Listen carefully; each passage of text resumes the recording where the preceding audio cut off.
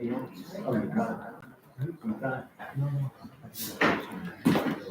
good evening everyone and welcome to this meeting of the Executive, the first of the new municipal year. So brief welcome to Councillors Eve Parker and George Devlin. Their first executive meeting. It's a busy agenda, so I hope you enjoy it. Before we start formally though, I just wanted to announce some sad news that we've had today. Former councillor Mike Wetton, who many of us will know, unfortunately he died very recently. And I know that will be a shock to many people. I got to hear from one of his friends today about that news. Now, people will be aware that Mike was a long-standing councillor representing both Ashton-upon-Mersey and also Bowden Ward as well up until last year. And all I would say is on behalf of the council that we convey our thoughts to his family. And I know that's all cross-party. And I just remember back to last March, where we did say goodbye to him from the council. And he will remain one of the wisest people that I've met in the town hall, and he was always someone I listened to as well. So he leaves a good mark on Trafford Council. We absolutely wish his family well at this very sad time for them.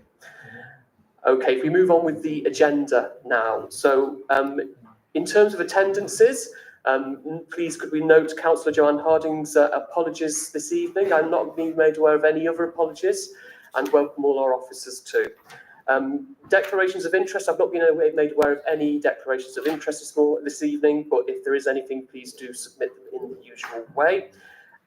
Are the executive happy to approve the minutes from the meeting held on the 14th of April 2025? Thank you very much. Moving on to item 4, which is questions from the public. This time there are a couple of questions. So the first question we're going to hear shortly is from Paul Jenkins, and it relates to item 11 on this paper. And we welcome both Karen Samples and Sarah Butters, who will be responding to that. The second question relates to items 13 and 17 on the agenda. And the question at this point will be read and responded to in the part 2 section of this meeting that is coming up later to ensure confidentiality is maintained. However, a recording of the question and response will be included in the minutes with the exclusion of any confidential information. And with that, I will pass over to Emma Malpass to ask question 1, please. Thank you, Chair. We have received a communication from Mr Jenkins in relation to agenda item number 11, which will be reflected in full in the minutes of this meeting, but for the sake of clarity, I've distilled into the following 2 questions. Please can you consider the immediate impact to the local secondary schools, Trafford South, Altrincham and Timperley, caused by the Mill Homes development adjacent to Altrincham College particularly? So question number 1, does the current forecast for secondary schools for this area accommodate the increased need of this housing development, as it's understood that the majority of the site will be released in 2026, and can the latest school places forecast for September 2026 be provided? And question 2, has community infrastructure in section 106 funding helped with the capital funding contribution? Thank you. Thank you. I'll pass now to Sarah Butters. So in response to the first part of the question, the education contribution assessment for this development was carried out in 2022, and it calculated a yield of an additional 12 secondary school pupils in total. So that works out at between 2 and 3 pupils per school year group. The latest pupil forecasts are those submitted to the Department for Education in July 24 as part of the statutory school capacity submission, and this does include the pupils expected to be yielded from this housing development. The forecast for 2026 indicates that demand for school places in Year 7 in the Altrincham area will remain constant at the same levels as we've experienced in 2024 and 2025. I can also confirm that a developer education contribution of £297,000 was secured through Section 106 agreement, and this will be used towards secondary school expansion in the Altrincham Place planning area. Thank you very much. So we will take the second question in the closed part of the meeting. Okay, item 5 is matters from council or overview and scrutiny committees. So I'll go to Councillor Butt. Do you have anything from the Health Scrutiny Committee? Thank you, Chair. Yeah, just to say that we'll be having a meeting tomorrow to consider the priorities which the Health Exec members put forward. Appreciate this year we've had the abolition of the NHS England, and there'll be considerable changes which are going to be adopted later this year. So the things may develop from there. So as we say, we're meeting tomorrow anyway. Thank you very much. Thank you very much, Councillor. But as the lead member, Councillor Sage, do you wish to say anything in response? No, Leader, I've shared my priorities for the year and obviously those from adult services as well. So I'm looking forward to the meeting with Health Scrutiny tomorrow so that we can discuss those priorities and how we best support the borough going forward. Thank you. Thank you, Councillor Slater, and a welcome to Councillor Hurst in her first meeting as Chair of the Children and Young People Scrutiny Committee. Councillor Hurst, do you have anything that you'd like to share? Yes, I'd like to the opportunity to update the executive on the work programme that the Children and Young People Scrutiny Committee are considering this year. So it's been in the news today, and everyone will be aware that the government has announced a new national inquiry into group-based sexual abuse. The inquiry was recommended by Baroness Casey, who's reviewed the past inquiry and investigation and decided that a statutory inquiry with the power to compel witnesses to give evidence would be the best way to bring justice to victims. Such a decision should always be based on evidence rather than political point scoring, and we welcome an inquiry that aims to fill in the gaps rather than replicate work previously completed but then ignored. I am concerned that there's a statement circulating on Facebook posted by an opposition councillor giving an inaccurate picture of exploitation of young people in Trafford, particularly relating to a surge in sexual exploitation of children. The statement calls for Trafford Labour to hold its own inquiry into grooming gangs. As incoming Chair of Children's Scrutiny, I would like to make clear that the welfare and safety of children is not a topic for scaremongering and misinformation, and I'm disappointed that an elected member has chosen Facebook to raise his concerns. I would also like to make it clear that sexual exploitation by organised groups is not surging in Trafford. As all elected members who attended the bespoke training are aware, we established the Shine Team in 2021, and since then our recording of all children and young people who are at risk of CSE and CCE is now accurate and meaningful. Under the previous Tory administration, these figures were not captured at all, putting children at risk. The figures quoted in the Facebook post include all children at risk, including those missing from home, and do not represent the true figures of the numbers of children who are suffering from CSE. The main risks to children in Trafford are criminal exploitation, particularly related to county lines and gang-related activity, which has taken the lives of some of our young people right across the borough. As elected members, we have duty to share accurate messages, particularly when it comes to children, and such misinformation has been posted recently both minimises the excellent work of our services and might deter young people from seeking help. Children's Scrutiny has looked in detail at the annual reports of our complex safeguarding service, which supports children who have been or are at risk of exploitation for the past 2 years, and all members have been impressed by the work of our Shine Team. At the further briefing provided by Jill McGregor to all members, did no councillor from any party raise any concerns about the service. Elected members are right to speak up about their concerns, but I would ask all councillors in the case of significant safeguarding issues to go straight to our DCS, Jill McGregor. If members have specific concerns about the service we are offering to young people who have been at risk or are at risk of exploitation, I warmly encourage them to share their concerns, and I will do my best to include them in our work programme. I can assure members we'll follow national and regional inquiries closely over the next year, and we'll scrutinise any areas of concern. As Chair of Children's Scrutiny, I absolutely commit to putting our children first, and I ask all members as corporate parents to do the same. When our provisional work programme is completed over the next couple of weeks, I will send the proposed timetable to all members, and I welcome any comments or suggestions. Thank you. Thank you, Councillor Hurst, and thank you. I do believe that you'll be doing some very important work on the Children and Young People Scrutiny Committee, working with our executive member, Councillor Carter.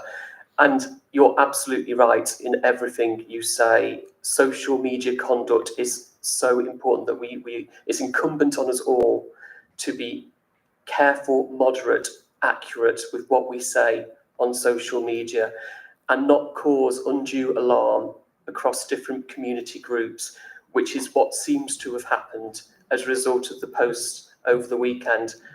We should always be victim-centred, which we will continue to be as a council.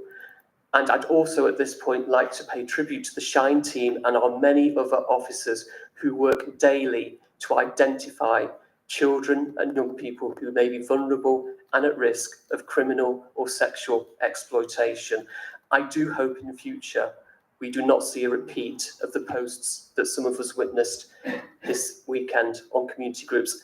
I don't know, as Executive Member, Councillor Codger, if you wish to say anything further in relation to the Scrutiny Committee. No, I think Emma and yourself, Leader, have summed it all up. But, you know, I think there was a large element of shock that someone could be so careless with the facts, particularly within the community groups. And I echo your sentiments. I don't want to see it again. Thank you. If we now move on to the substantive business of this evening, and we'll go to item 6, which is the proposed Old Trafford Regeneration Mayoral Development Corporation. And for the first of several papers this evening, I shall be passing over to the Deputy Leader, Councillor Liz Patel. Thank you, Leader. Following on from my report to Exec at the beginning of the year, I'm presenting tonight an update on the governance arrangements that will lead our Old Trafford regeneration proposals. This will be one of our largest and most high-profile projects undertaken in the borough for many years, and it's important we establish governance arrangements around it that befit the scale, reach and long-term nature of this project. We considered options in January around governance arrangements, and following in-depth evaluation by Deloitte, we are now seeking approval to go out to consultation on the establishment of a Mayoral Development Corporation, or MDC. Over the past 12 months or so, Old Trafford Regeneration has developed into one of the largest regional and national regeneration opportunities, delivering significant levels of brownfield housing, enhanced transport infrastructure, with major employment and economic growth opportunities. Further, Old Trafford Regeneration sits within the proposed Western Gateway Development Zone, which is subject to my next report this evening, so it ties in with wider regional growth aspirations. MDCs can be useful tools in delivering large-scale, complex, mixed-use regeneration, acting as a dedicated delivery vehicle with defined strategic vision. Establishing an MDC provides a highly visible public sector commitment to the project, one which will look to draw on both private and public sector expertise, influence and finances to deliver at scale and pace. Powers potentially that can be secured within an MDC include the provision of new infrastructure, powers to hold, acquire and regenerate land or buildings, powers to provide financial assistance. The MDC will lead on master planning and will be a key stakeholder in terms of planning consultation. We are, however, proposing that planning powers are retained within local planning service, with plan making and development management responsibility staying with Trafford Council. A single location MDC has emerged as a preferred option, as this will provide a single and visible institutional platform for all of our activities. It will provide the range of powers and resources to deliver change at this scale. It can coordinate and harness local and national government resources, and it has the ability to operate long term, so a minimum of 10 years here, providing investor confidence over that term. We will be run through a board that provides democratic responsibility with Trafford elected members holding 2 seats on the board and providing a format that can recruit specialist expertise. An MDC here will be established under powers given to our Greater Manchester Mayor, permitted under the Localism Act of 2011, and are subject to consultation. So if approved tonight, consultation will have to be conducted with GMCA, the local MP and other appropriate bodies. However, further, we would like to wish to extend this consultation to our residents, businesses and local councillors within the proposed MDC area. The results of this consultation will be evaluated, published and responded to. The boundary of the MDC identifies an area of Trafford that has not seen significant change to its layout for over 100 years. This is a huge opportunity for us in Trafford and we are determined to seize it. An MDC would have several work streams helping us resource and shape this long-term change and help us take residents and businesses along the way with us. Thank you. Thank you, Councillor Patel. Do we have any questions or comments from members of the executive? Councillor Devlin, first of all. I suppose my comment is just to say how pleased I am, and on behalf of the residents of Gawks Hill and Corngroup, where this is located, to see this development and a significant development in the regeneration of Old Trafford. Significant for Trafford, but particularly significant for the individuals, families and communities living in that area. The future opportunities for employment, for better transport links, for better housing links is something that we would all welcome. So thank you to Councillor Patel and all the team who are putting the report together. Thank you very much for that. And Councillor Adshead. Thank you. Just briefly, I mean, just commenting as this relates to this item, there's two items. The first two items are very much aligned, aren't they? But just commenting really as it relates to this one. I think it is really an exciting project. I think the Eggers as well. There's so much involved with this.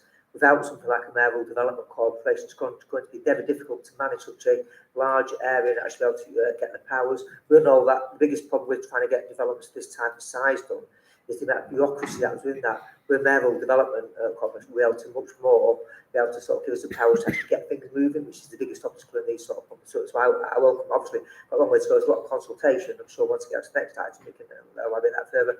I was pleased, Deputy Leader commented, of course, that we will be keeping planning powers, because those of us who were around the table actually remember the Trafford Park Development Corporation many years ago.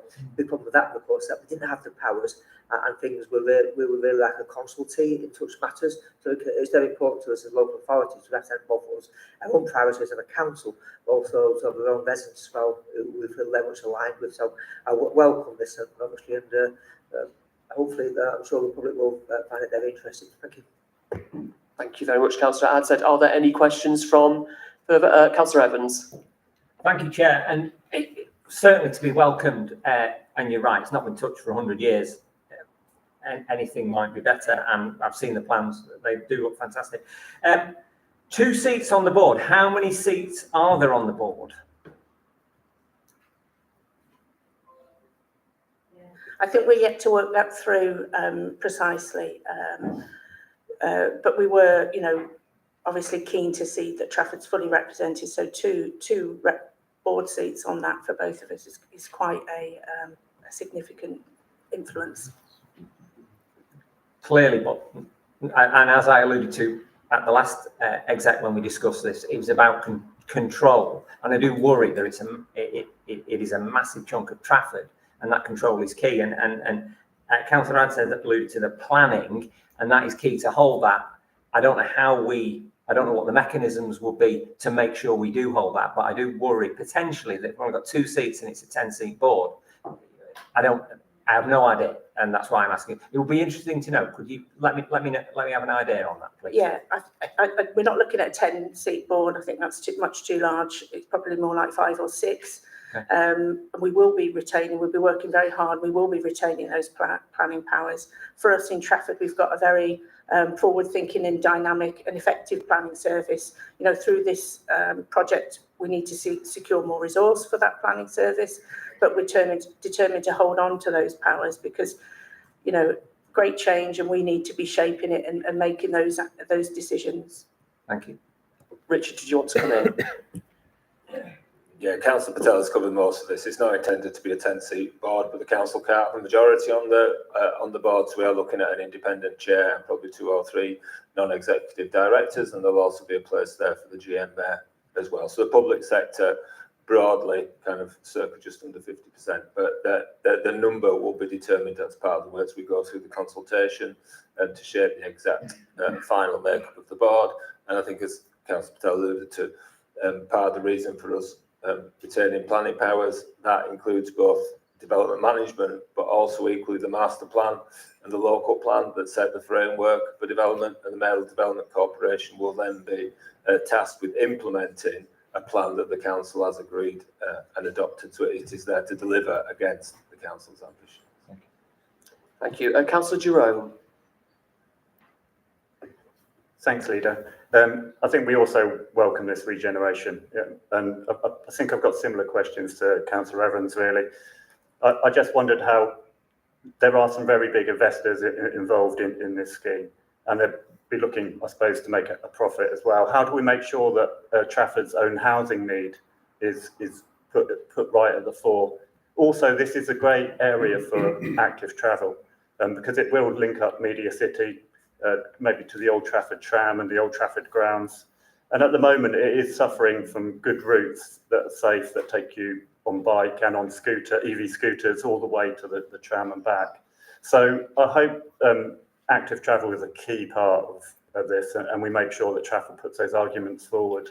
So they're just the two concerns that I have. Thanks, Chair. Thank you for your questions. We will ensure that the housing delivered there meets our local need, because it will have to be delivered in line with our local plan and our existing adopted planning policies on housing. Again, another key reason why we want to retain those powers. Yes, there will be a lot of developer contributions here. You know, in a way, we welcome that. It's not just for the public sector to deliver this.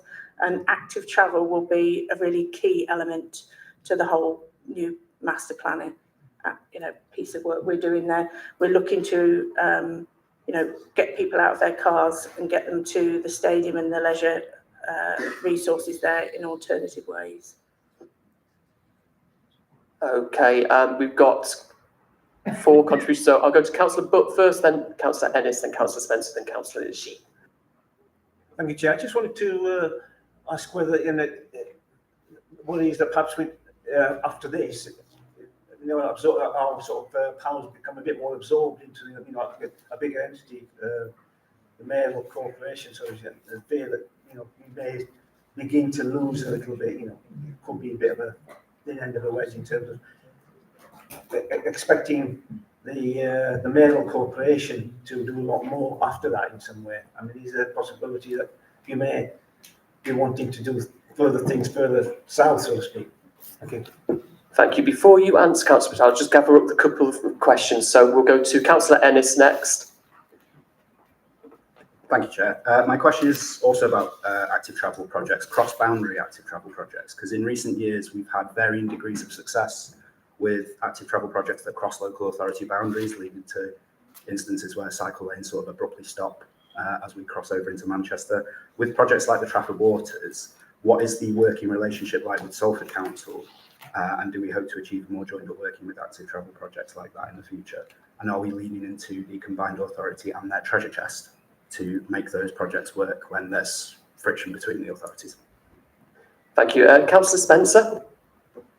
Thank you. So my question was more generally about if you're able to give any more detail about whether there's going to be opportunity for some of the decisions to be scrutinised cross-party when it comes back to council. So if you've got any idea of that, that would be helpful. Thank you. Thank you. And then Councillor G. Okay. My question is that just use a mic, just so because we're recording. Thank you. My question is about how this program embeds low carbon design and also climate resilience, given this area very close to the Manchester Strip Canal and also flood risk area. Thank you very much. So I'll go back to Councillor Patel first. I think I've captured all those questions. Councillor Butt's fears are, I can reassure them, are unfounded. It's a single purpose vehicle set up for this specific boundary and will extend for a limited period of time. You can't set this up and then extend it beyond its boundaries or move it around your borough. You have to approach each MDC in its own right. Councillor Ennis, I think you're touching a little bit on the next report on the Western Gateway, where we actually look in quite detail at the infrastructure, the shared infrastructure asked between Salford and Trafford. In terms of funding, yes, we'll be looking to regional and national partners to help with the major infrastructure ask there. But yes, cooperation, cross-border cooperation is absolutely essential to making this piece of work, a success for residents in Salford and Trafford. In terms of involvement in future decisions, we'll be bringing reports through executive and to council as we progress, and certainly there's involvement around any upcoming planning applications. That's quite a route into that. And Richard might want to come back on that. I think just on scrutiny, I think it'd be perfectly reasonable for us to expect officers from the MDC to attend council scrutiny where it's clearly delivering on a key council project. So it's not written into the paper, but I think that's something that would be reasonable for us to expect to the MDC, and I think they will be happy to do it. Thank you.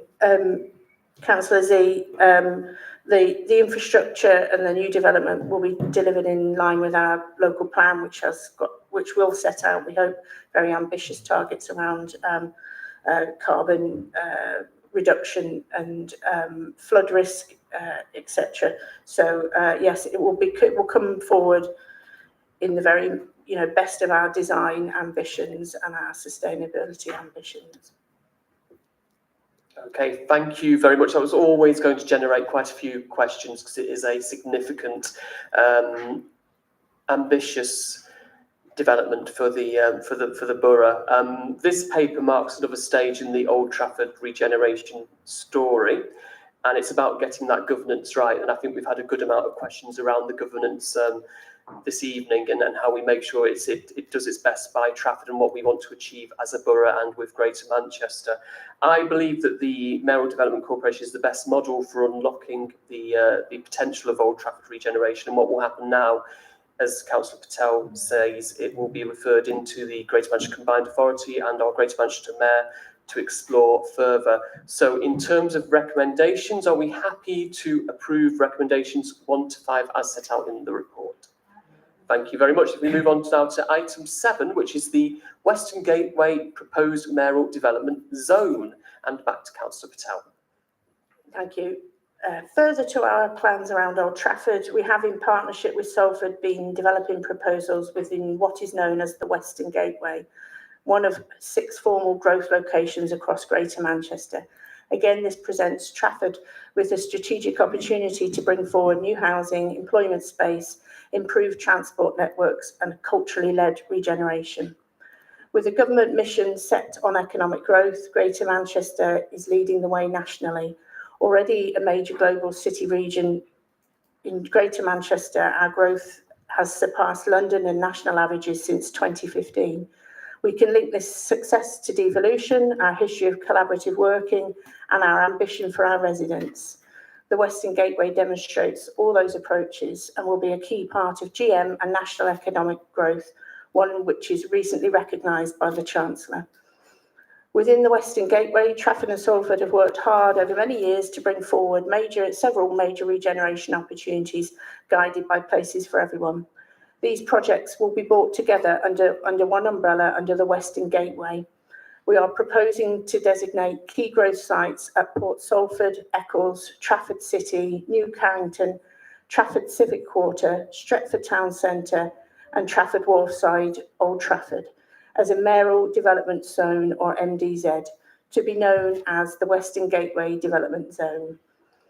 Further, the Western Gateway has 2 designated growth zones within it. These are specific areas where business rates are retained by GM, which provides us with more fiscal freedoms. The bringing together of those projects under the strategic direction of a Mayoral Development Zone will accelerate plans already under construction and ensure coordinated partnership and focus between Salford and Trafford and GMCA moving forward. It will provide us with strategic planning resources and support in securing external development funding so that these projects across both boroughs deliver their full potential. We already meet through the joint Salford and Trafford Infrastructure Board, and it is proposed that the MDZ Board evolve from that and follow a strategic business plan that is formally adopted by both local authorities and the GMCA. This business plan will look at joint investment strategy, a delivery pipeline, and an infrastructure roadmap, and if required, a land acquisition strategy to support the MDZ vision. I appreciate that there are layers to this project and that it is a rather complex concept to initially understand, and we will aim to provide clear and meaningful engagement with residents and businesses along the way. Again, this is a long-term project for us. But at the heart of the Western Gateway Development Zone is an amazing opportunity for us to take devolution to the next level. Thank you. Thank you very much, Councillor Patel. Are there any questions or comments from members of the executive? Councillor Adshead? Comment very briefly, so much has been said previously as well, and some of it's overlapped a little bit to degree as well. Obviously, I do welcome this, and I think as Councillor Patel alluded to, this is one of the few projects mentioned by the Chancellor, and it's outside of London. It's huge, so I think we can't underestimate the importance that the government sees with this. So we really have to take to heart that obviously we want to engage with them and Andy Burnham and actually help deliver. It's going to be huge. I think the public out there want to obviously have to have some sort of say in it. And when they do, I think it's that backing from government that shows it's giving it that teeth as well. And sure, they are listening to us in the north as well, whereas previously, like outside of London, it probably didn't exist, sort of north of Watford Gap. Obviously now, I think for big projects like this, just so that the Northwest can stand on its own with this sort of work. So I think it's going to create a huge amount of jobs and everything. So I think it's something that's to be really welcomed. And I think obviously it's long-term projects. So I think the question out there, people say, "Oh, what's happening?" And say, "Well, nothing's going to happen straight away. It's not going to all happen overnight. This is a strategy for the long term." But I think certainly it's something that we should all really welcome. And obviously, let's get on with it. I think. Thank you. Thank you, Councillor Adshead. And obviously there are some projects mentioned within the paper that are well on their way in terms of completion and delivery. So it is something that people will start to see and feel over the coming months and years ahead. Are there any other questions or comments from anyone else? Councillor G. This new, can I borrow the microphone? This new program looks like including Carrington and also Partington area, which is very close to the border ward. So my question is that how this program will ensure that local residents, especially the people living in Warburton and Dunham, can benefit directly from these programs rather than being overlooked. Thank you. Thank you. Councillor Patel. I mean, we've been working really positively with Warburton Parish Council recently on their local plan, which you would have seen and hopefully shared. Certainly, Warburton Parish Council are consultees on the new Carrington master plan work that we did over last year. So, yeah, there'll be loads of opportunities. This isn't one big project. It breaks down into much smaller projects, and alongside those, there will be bespoke consultations. And certainly on New Carrington, we'll be going across Partington into Warburton too. Thank you. Okay, well, if there's no other questions, I mean, this is the Western Gateway Development Zone doesn't really convey the opportunity of this envelope of land. And I know that we have been working very closely with our colleagues and friends across Salford City Council, and we will continue to work closely with this mayoral development zone to realise the opportunity that does lay ahead for this area that we share along the Ship Canal. And we also need to kind of tell that story as to how that will benefit our local residents, whether it be through improving and increasing the housing provision in the borough, whether it be through apprenticeships, jobs, opportunities, whether it be through employment opportunities, amenities. There is a lot in this zone that will benefit so many of our existing and our new residents for years to come. So I very much welcome the proposal here, and I will very happily recommend items 1 to 5 as set out, sorry, 1 to 6 as set out in the report. All those in favour? Thank you. If we move on now to the next item, which is the North Trafford Heat Zone, the approval to procure a zonal development partner, and I shall pass on to Councillor Aidan Williams. Thank you, Chair. I'm conscious that Executive have received updates on the work towards the Civic Quarter heat network at regular intervals, so I won't speak at huge length this evening. This is essentially an update report that seeks also authority to make delegated decisions. Now that we have accepted Green Heat Network funding, we are progressing to the next stage in the delivery of the heat network, which is essentially a commercialisation stage, and the procurement of a delivery partner. Section 3 of the report outlines that there is also the potential for a much faster heat zone beyond the footprint of the currently proposed heat network. A map is included providing an understanding of the geography of that area. And the recommendations of the report are to delegate authority to undertake a procurement exercise and to agree the boundary of a prospective North Trafford heat zone. Thank you, Chair. Thank you very much, Councillor Williams. Councillor Patel, do you have anything to add? Just thank you for officers really for progressing what is a complex area of work in an evolving landscape really. I think it's positive we've been working in advance of the government's zoning programme and that we are considering a wider area of potential benefit. I'm pleased that we made use of external grant to prepare a business case, and I think the potential for Trafford Park alongside other key development areas is really significant, particularly as we don't have that funding for alternative decarbonisation on a building by building basis. I think taking a third party delivery approach as outlined removes the financial risk to the council. So that's something to be welcomed too. Thank you. Thank you. Are there any comments or questions from members of the executive? Any further? Councillor Jerome? Thanks, Chair.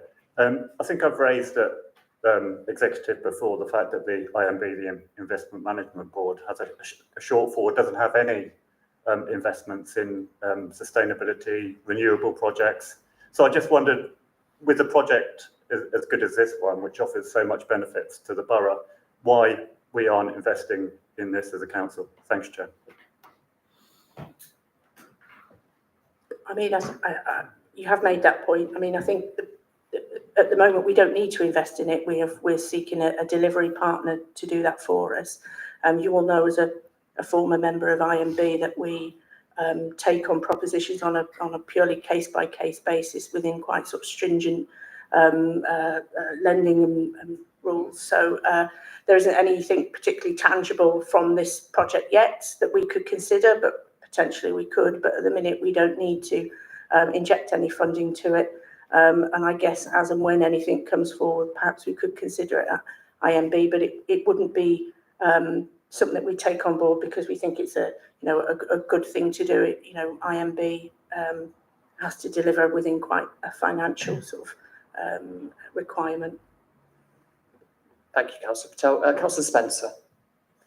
Thank you. I just wanted to ask if you could give any idea of the timescales for some of the other areas mentioned in the report: Carrington, Davenport Green, Altrincham and Sale, and particularly thinking about that it mentions that it could be mandatory for new developments to have to connect onto these onto these networks. So yeah, Carrington and Davenport Green, particularly in that respect. Thank you. I think the mandatory element comes from with the new development within the zone that we've identified, and we haven't extended that to Carrington and Davenport Green as yet. But we are looking at, through the master planning exercises on both of those sites, opportunities for renewable energy at neighbourhood level. Richard, would you like to add more to that? No, I think that's covered it, Councillor Patel. Certainly if we can, we wouldn't rule it out. But again, it's the scale of this opportunity that delivers. And there's, the energy centre will be located, if it goes ahead, quite close to here. And so extending that into Carrington and Davenport Green, I don't think it's feasible at the moment.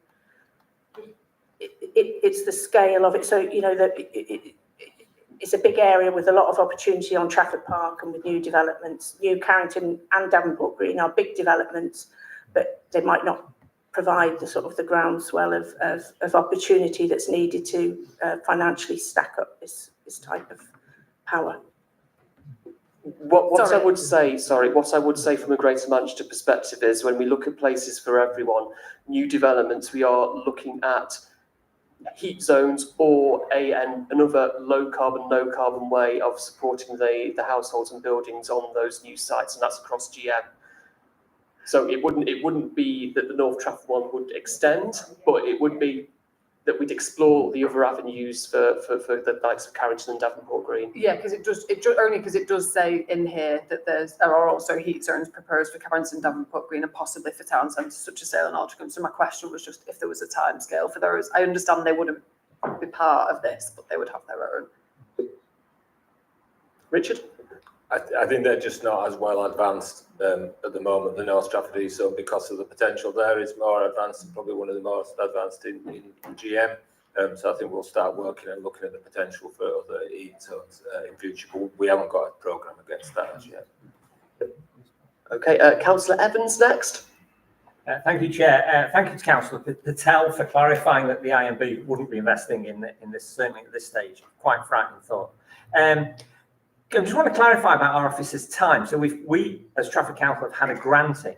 Is our officers' time covered with that grant? Are we getting effectively an hourly rate there?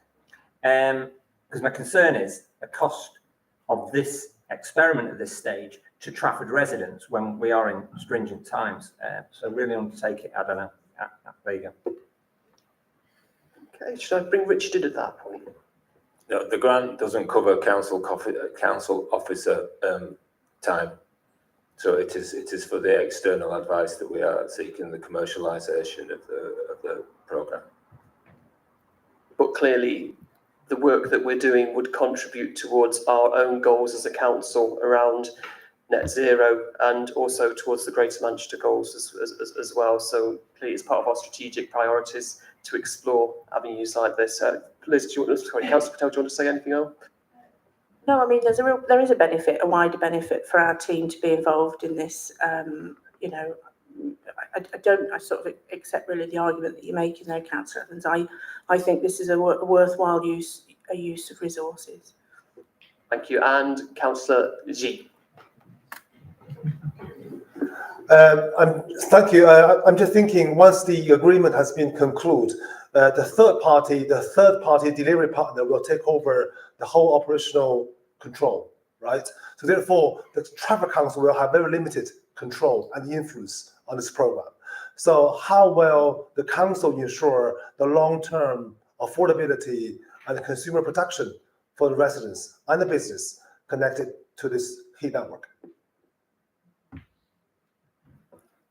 We will be setting out clear parameters within the development agreement, and I know that the government's upcoming legislation is looking very closely at consumer rights and customer rights within this process. That's part of the reason I think they haven't concluded their piece of work, but they've been drawing representations from across the country on schemes where it's happened where they've done this piece of work before, but where we can better improve consumer protections. Certainly, it's an area we'll be watching closely as we're keen to ensure our residents are, you know, protected throughout these sort of new proposals.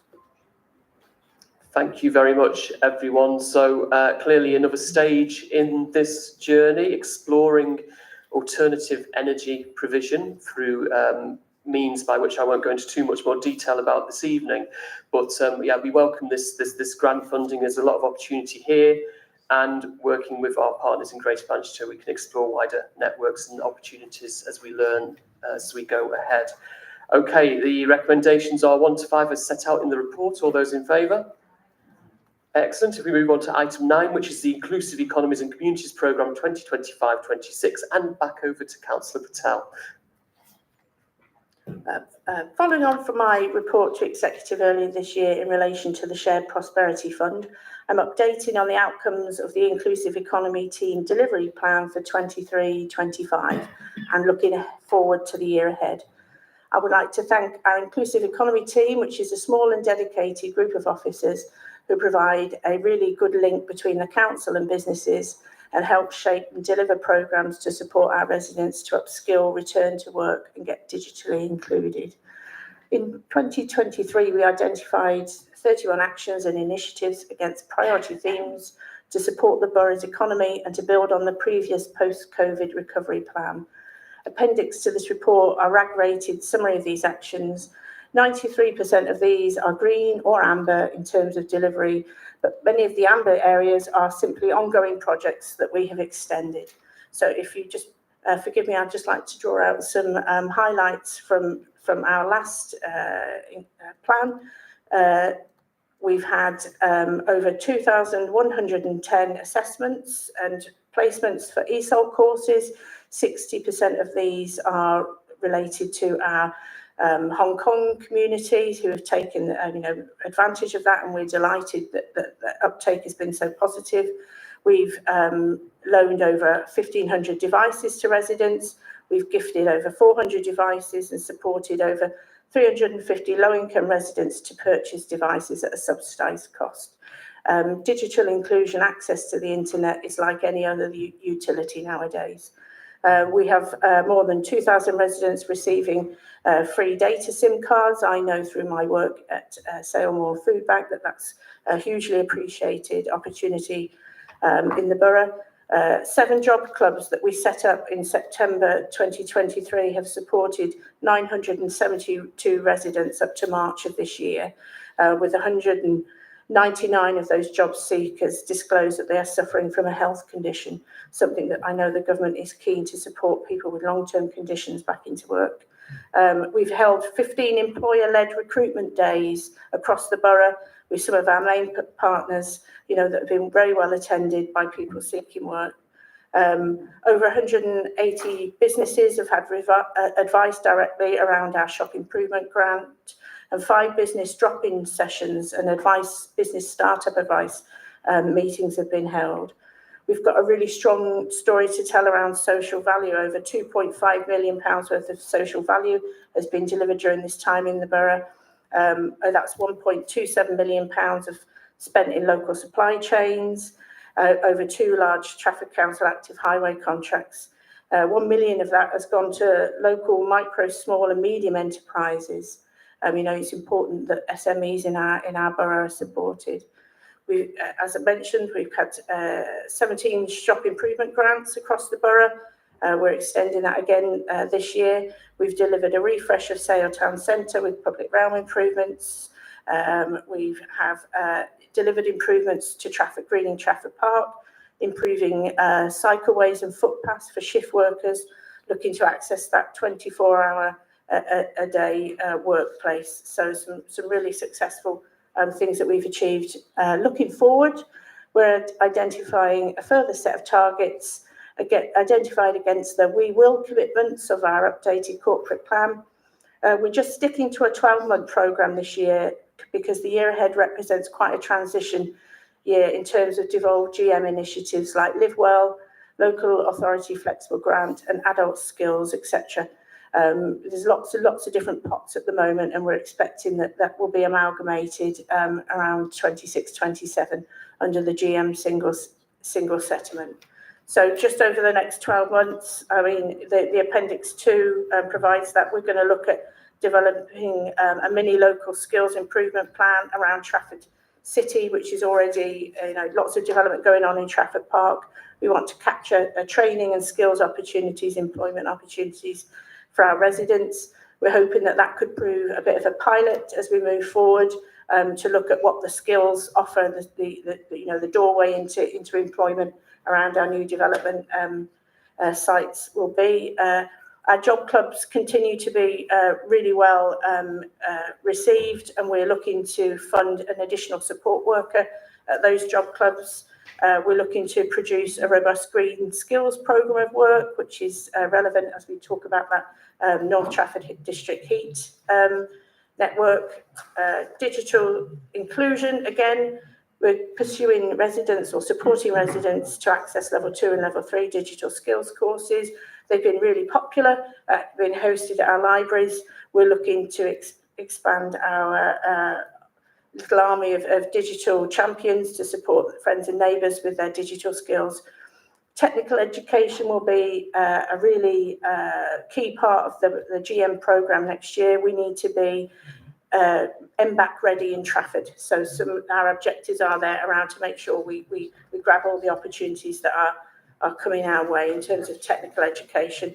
And in terms of business networking, we're looking to develop a meaningful borough-wide business network, and we are looking to a feasibility study on a business improvement district on Trafford Park. We know how well it works in Altrincham Town Centre. We think Trafford Park could benefit from it. That's just a quick snapshot, if you'd forgive me, Tom, just of what we're hoping to achieve over the next year. Thank you.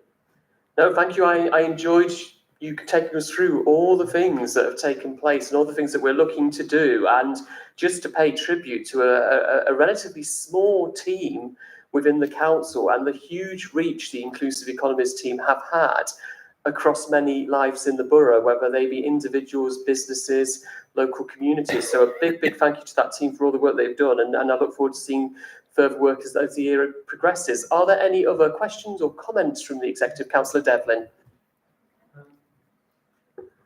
Thanks for the update. I suppose a couple of things that I would say, you often see action plans and plans that the council are delivering, but they're often very high level. What I think is good about this is that you can actually see the impact that we're making on individuals, families and communities. Some of whom are living in our most disadvantaged areas, some of whom are still sort of suffering the effects of the cost of living crisis. So to be able to see that and bring it to life through this report, I think is really valuable and enables us to see the difference that effective council governance and effective working at a local level does. So again, it's thanks to Councillor Patel and thanks to that team that you've just referenced, Tom. Thank you. Thank you very much. Any other questions? Councillor Ennis. Yeah, I just want to really welcome the support given to the 17 businesses through the shopfront grants. I assume this is representative of only phase one, and I'd welcome details to follow on the number of businesses supported in district centres after the completion of phase two, because the expansion of the grants to the district centres was something the Liberal Democrats worked very hard to lobby for. We're very pleased to see the council doing it, and we've also worked quite hard to raise awareness within our local business community as well. So I hope that we'll see some analysis of how those grants are performing, the impact they're having on our communities going forward. Thank you for your support in raising awareness. It's important.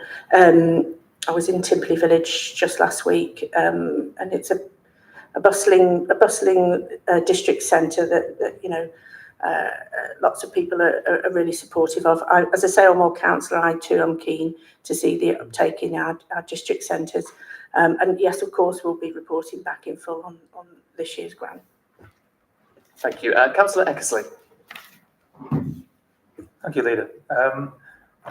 Two points. Just the first one around public reporting. I can see there's a RAG there, but it doesn't really tell you a lot. And I wondered whether there'd be some kind of publicly accessible performance dashboard just to make it a little bit easier to scrutinise progress on this. Secondly, I wondered around the alignment of skills and with the employment initiatives. Have we engaged with employers to see what the actual demand is in the local area for the skills? Thank you. We're in regular discussion with employers about skills. Yeah, absolutely, that shapes a skills agenda. We work very closely too with Trafford College as a skills and training provider. I'll take the point away about the dashboard. I'm not sure currently as we stand we have the technical format to present that, but we will be reporting back in full on progress. The year, it's a year ahead plan, so it won't be long till we're reporting back. Thank you very much. With that, thank you, Councillor Patel. Clearly a lot of work going on. The digital inclusion work I think we've been part to has had a huge impact on lives across the borough.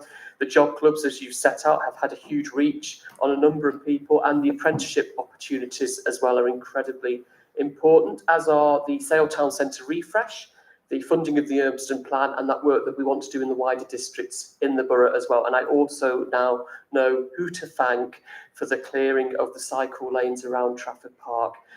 So thank you to the team for that as well. They've made my cycling a lot easier with that. And the flowering around Trafford Park has also looked very good too. So we look forward to developing the bid context a bit further to see further development, further benefits to the area. Okay, so that item is for noting the progress and approving the 25-26 programme. Are we in favour? Thank you. So item 10 is the draft Trafford Local Neighbourhood Community Infrastructure Levy Spending Protocol. And back over to you, Councillor Patel. Thank you. Another complex report, I would say. This relates to the preparation of a spending protocol to guide the allocation of the 15% of local neighbourhood community infrastructure levy that we collect here in Trafford. I'm seeking approval to undertake a public consultation on a draft spending protocol for the borough, and I will set out our approach to this. Since 2014, Trafford has been collecting a community infrastructure levy against all relevant new development. The SIL levy we collect is split into three elements. Up to 5% can be retained to administer its implementation. 15% of SIL is for the provision of local infrastructure. 80% is applied to strategic infrastructure, which we have spent significant amounts of, for example, on the Metrolink extension to Trafford Park. So this report relates only to that 15%, that 15 local element of SIL, which is designed to provide infrastructure support, planned growth. Where there is no parish or town council, a local authority must consult with the community on how best to spend this. It has taken some time to collect this portion of SIL money to accumulate into a meaningful amount. Payments are not due until development starts, and in some cases we receive it in instalments.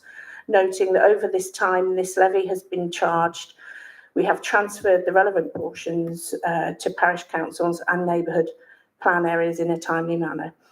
The pot currently stands at around 1 million, which is certainly not an insignificant amount of money, but realistically a spend we will need to target. We will take a borough-wide approach to this spend that enables flexible allocations to support the impacts of growth in the borough. We're going to look to areas where we are not always able to prioritise or receive central funding for, but areas which do offer real tangible benefits to local residents in terms of health and well-being. Consequently, the allocation of local neighbourhood portion of SIL will be focused on public sporting and recreational facilities and open spaces. We consider that this type of infrastructure has received lower levels of investment in recent years, but as I just said, present real benefits for residents and the environment.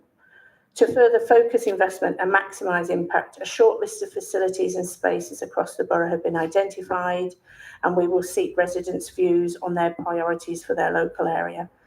This funding we have won't cover all the ask here, but with this protocol in place, we will build up, when we build up funds, they can much more easily be allocated.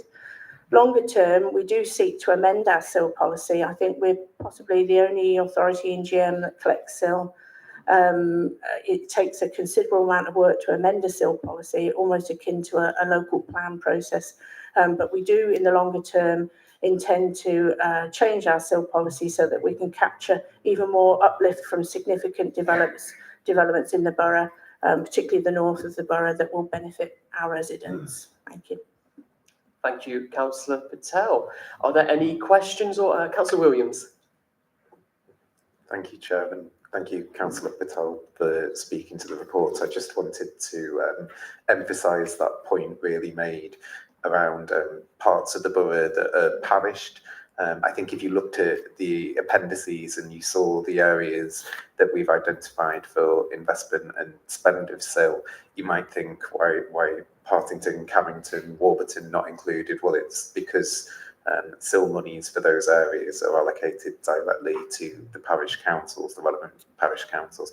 But more broadly than that, I just wanted to welcome this report, really. I think we've struggled with more than a decade and a half of austerity and trying to cut costs, and investment in our green spaces, in our parks, in our recreational spaces is often one of the things that suffers as a consequence. So I really welcome this statement of intent to spend SIL monies on the parks that have been outlined, but also actually under the part that says borough-wide / multiple locations, point 3, the Transpennine Trail.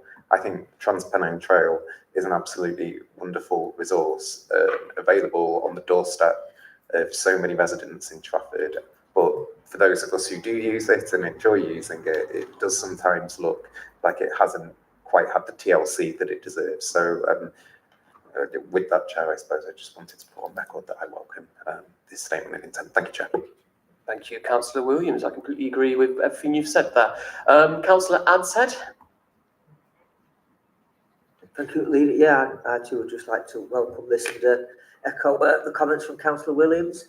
Obviously, as I cover parks as well, it's frustrating we can't spend as much as residents would like us to in that sense of it. Obviously, residents' asks can be quite high sometimes, expectations in parks. But I think particularly during COVID, it showed us exactly sort of how well used parks actually are.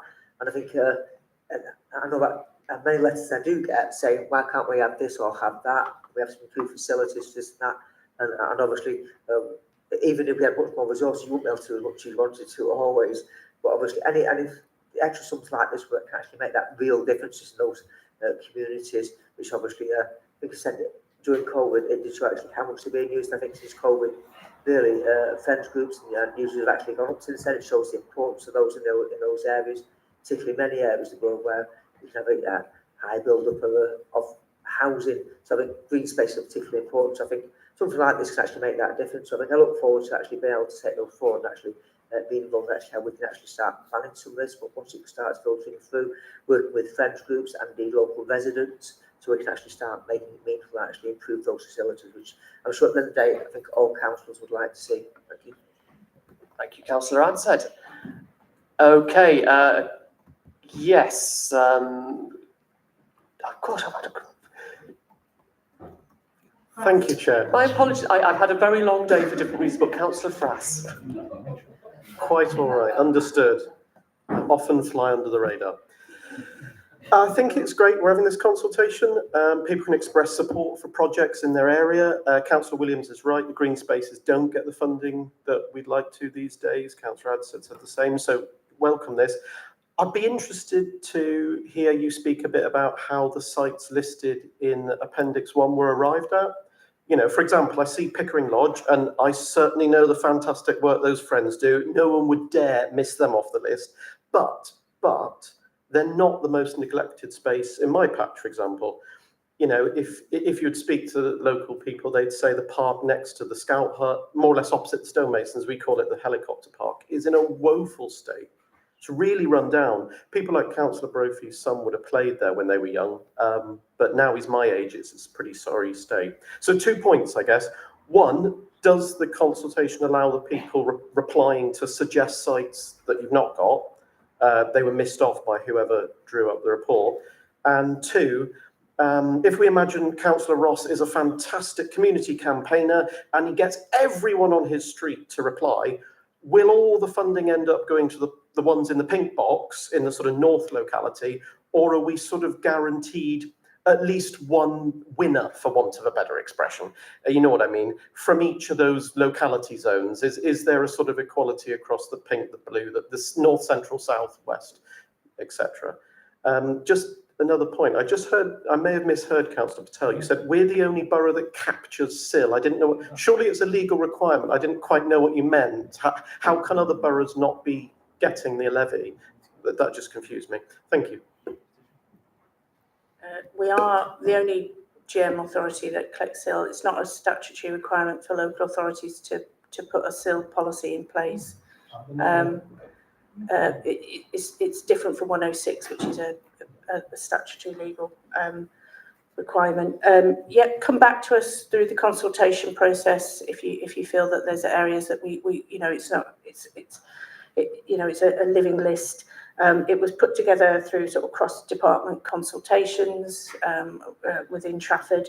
I probably want to sort of manage expectations, or at least recognise the challenge of consulting like this, you know, after years of cuts to council's budgets, to put a list in front of residents. You know, it is a challenge to understand it. The funding still is collected against development, so it's meant to be matched with development needs, but we are taking a borough-wide approach, and it certainly isn't a referendum. So if people campaign and get all their votes in, it doesn't work like that. We're moving forward, the big milestone here really is not just the spend, but it's the adoption of the protocol, which we haven't ever had in place. So once we have that in place, we can continue to fund directly from it. I think we're going to link it to our local plan as well. So potentially It can help with negotiations to 106 requirements in terms of specific developments. But certainly if you've got places you'd like to suggest, please make them known. And just to add, Councillor Frass, I used to play in the helicopter park when I was younger, and I indeed remember when the helicopter went in to that park. And yes, I know it's a much loved asset in the Timperley Village area, and somewhere I have very fond memories of myself. So I'm sure, I hope it will get some TLC, and I know as a councillor you'll be working towards that. Are there any other questions from anyone else? Okay, well, I think this is a really welcome paper. I think it states our intent as an administration that we recognise that our parks are one of our biggest assets as a borough. We recognise that over the years of austerity, we've not been able to put the monies in that we'd like to, and this is one way we can start rebuilding that and putting money back into the parks, with Councillor Patel's caveat around it being a pot of money that will only go so far, but it's a start of something, and I very much welcome what we're proposing here. So please do get involved with the exercise. Okay, are we happy to agree the recommendations as set out? Okay, so we now move on to item 11, which is the secondary school places paper, and I'm going to pass to Councillor Karina Carter. Thank you, Councillor Ross. I have to be honest with members that I am disappointed to be bringing this report to you tonight. As you're aware, we've been working on this project for nearly 3 years, and I've had discussions with many of you about what our ambitions were for the project in the area, particularly Councillor Butt. You've shown quite a close interest, haven't you, all the way along? Members are aware that the council has a general duty to ensure that there are sufficient places in our schools to provide for all our pupils the opportunity of an appropriate education. We have and will continue to meet this statutory duty. In the last 15 years, we have successfully commissioned the expansion of 38 schools, providing over 4,000 additional school places. This includes 540 places in the secondary school sector at Blessed Thomas Holford and within our special schools. Our ability to expand our schools is driven by the amount of basic need funding we receive from the Department for Education. So whilst we do have sufficient places across the borough, and we still have 80 vacancies for this September in the whole of Trafford, we recognise that they are not always where parents want them, and we have particular challenges in Altrincham and Sale. This year, 93% of applicants for a secondary school got one of their top 3 preferences, rising to 98% who got one of their top 5 preferences, or an allocation of a place in the local area. And this has left 74 families being offered a place in another area of Trafford on National Offer Day. This number is now down to 27 through waiting list and the appeals process, and we are still undertaking appeals for many of the high schools. We've been working with a number of schools in these parts of the borough, and this report provides an update on that work. So the report mainly focuses on Altrincham College, which in December 2022, the executive approved the proposal to expand the college by 60 places per year and to support the resolution of an existing legacy shortfall of accommodation. They'd never quite had enough space. The estimated budget at the time this was approved was £7.2 million. And this would have increased their published admission number from taking 175 young people per year up to 235 places per year. So that original Sporting 2022 plan was objected to by Sport England, requiring a costly redesign due to the green belt considerations, which resulted in further delay, additional costs. And by the time that was finished, the cost was then coming out at 12.7 million, which yet again was approved by executive. In September 2024, the appointed contractor entered administration and an alternative contractor had to be sought.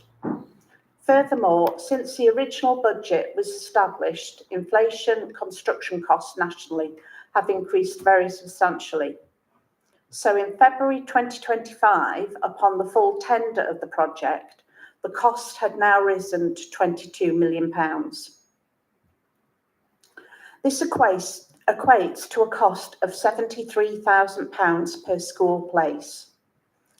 The grant for the project equates to £23,000 per school place, and the Department for Education benchmark average costs of expansions to be £27,000 per place, meaning the current scheme is neither affordable nor does it deliver best value. Therefore, despite a range of detailed options being explored to try and reduce the cost, the proposal is to pause the expansion of Altrincham College and revisit this once the development of Davenport Green commences. We have looked at reducing the number of places, looking into alternative contractors, refiguring the original plans, and these are all detailed in the table in the paper. I remain convinced that we cannot deliver school places at any price. We do not have £22 million to spend on 300 places, and we have to give value for money for our residents. Unfortunately, this scheme with a budget gap of £9.3 million is simply unaffordable. So what are we going to do would be your obvious question for this. So we've been working with other schools in this part of the borough to deliver more places, and are able to report that we've been able to secure an expansion providing an additional 15 places at Sale High School from September 25 onwards, and this will feature as part of their school rebuilding programme that's being delivered by the DfE. We are also continuing our proposal to expand North Kestrel School onto the adjacent site formerly occupied by Loretto Prep, and we are currently undertaking positive ongoing conversations alongside exploration of opportunities for early delivery of places at North Kestrel, because we need those places now. Between these two projects, there is potential to deliver an additional 75 places per year group at a much reduced cost, achieving better value for money. The decision to pause plans at Altrincham College is not something we have taken lightly, and we sympathise with everyone who has worked hard on this project, particularly the senior leaders and the staff of the school. We will be conducting a lesson learnt exercise to ensure we're not in this position again. This report, therefore, makes a recommendation to pause the expansion of Altrincham College to achieve best value for money, and note the ongoing additional work to secure additional secondary places in the south of the borough. Thank you, Leader. Thank you very much, Councillor Carter. With school places, we know it's an incredibly complex area, and officers and yourself have been working very hard to look at the best way forward for the placements in Altrincham and Sale. And as you say, best value has to be such an important part of that, and the opportunity to explore avenues such as North Kestrel are certainly ones that we would look to do. And I'd also like to thank Sale High School as well for their work with us in terms of the additional spaces that are opening up there as well. So thank you to everyone involved in what has been a difficult and complex process. Are there any questions or comments from members of the executive? Okay, Councillor Ennis. Given the position that we find ourselves in with Altrincham College, what's to say that we won't find ourselves in a situation where the other expansion projects down the line, like Sale and North Kestrel, become unviable because of inflation and unforeseen costs? And a second question, if I can, Leader, on Timpley Wedge itself, how many places do you expect the developed Timpley Wedge to yield? And how can we ensure that those places are factored in as a whole rather than being absorbed piecemeal as the wedge is parcelled up? Because the danger is eventually we'll be left with 600 or 700 places, unmet places that the rest of the south of Trafford will be unable to absorb, when really the need for a new school was there all along. But the first 100 or so of those 900 places we know we need to justify a new school have just been absorbed into the system. Okay, Councillor Carter.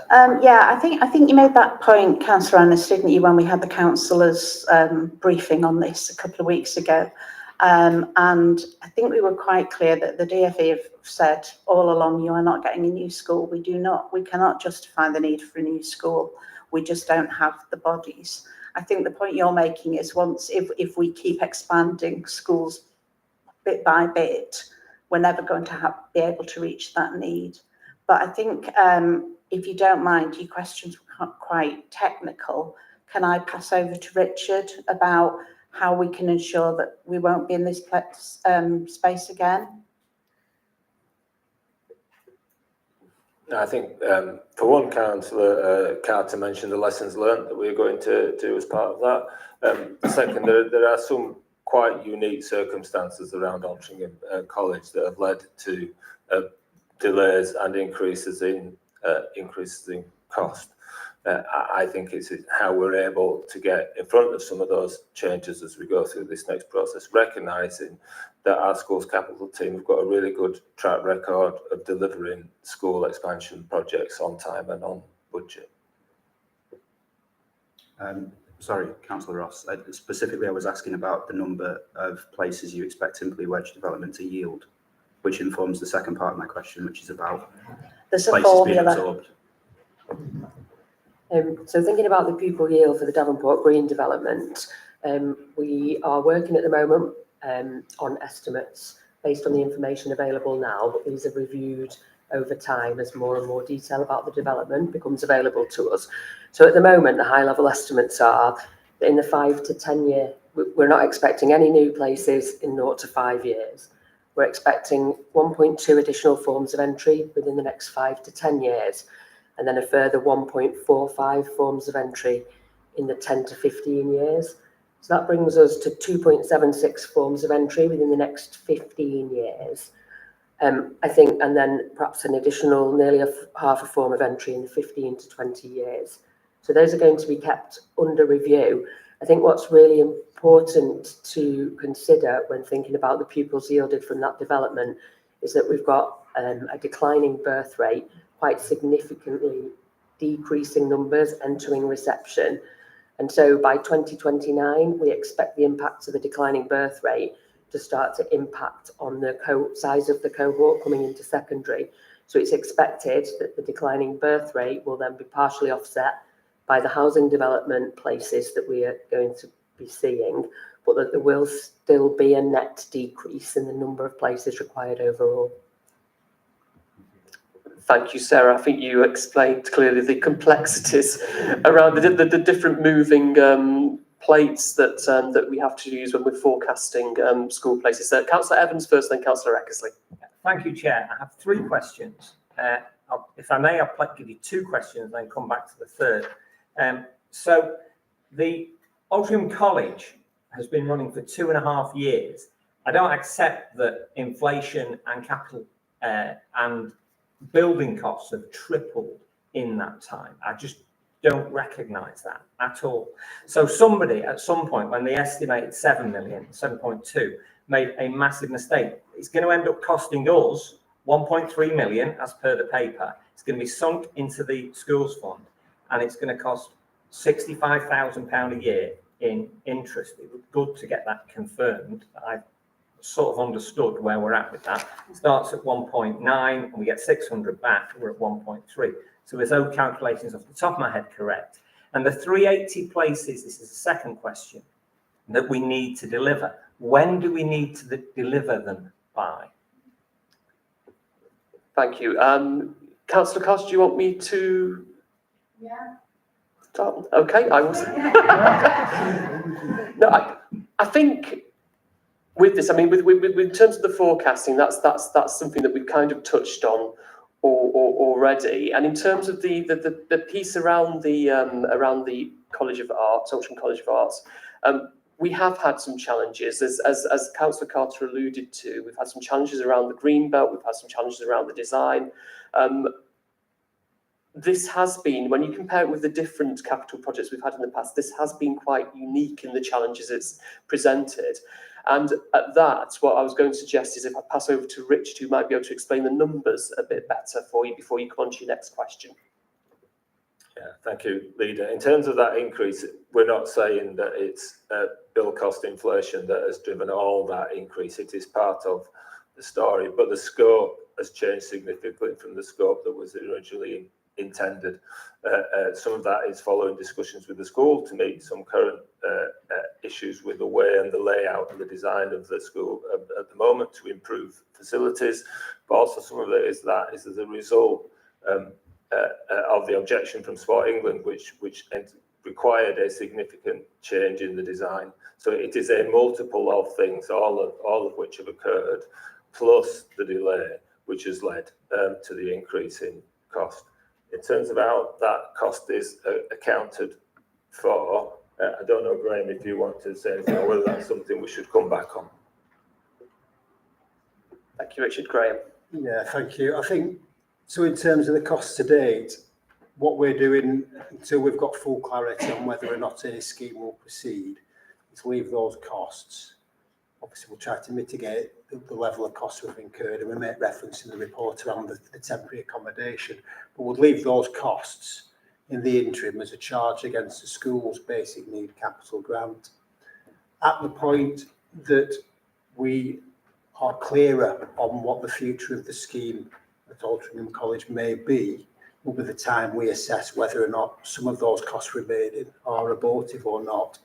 So if they prove to be not useful in terms of any scheme that goes ahead at Altrincham College, or if a scheme doesn't go ahead at Altrincham College, we would look to write off. So we won't be borrowing, we'll just probably look to write off against reserves. And I think we've said in the report, one of the reserves, earmarked reserves we maintain on the balance sheet is one called the Major Projects Reserve for things similar to this, but obviously the magnitude of this is a bit bigger, so we'll probably have to do a little bit of planning for that. I think it's fair to say at the moment we are, because this is not the only, we're probably not the only authority that this has happened to across the country, and we're in dialogue with the DFE as to whether or not we can keep those costs as a charge against basic need indefinitely. So that's something we're just trying to work through at the moment. Thank you, Graham. Jill, you look like you're poised on the microphone.